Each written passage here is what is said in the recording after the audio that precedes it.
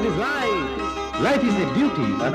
Then perform it as a ಬಾಳು ಎಂದು ಹೂವಲ್ಲ, ಬಾಳು ಎಂದು ಮುಳ್ಳಲ್ಲ, ಕಾಣೋದು ನಿಜವಲ್ಲ, ಮಾತೆಲ್ಲ ಮುತ್ತಲ್ಲ, ಕಾಲಕ್ಕೆ ತಕ್ಕಂತೆ ಜಗದಲ್ಲಿ ಜನರೆಲ್ಲ ಬಾಳೆಂಬುವ ಈ ಹಾದಿಯಲಿ ಪ್ರೇಮ ಪ್ರೀತಿ ನನ್ನುಸಿರು, ನ್ಯಾಯ ನೀತಿ ನನ್ನುಸಿರು.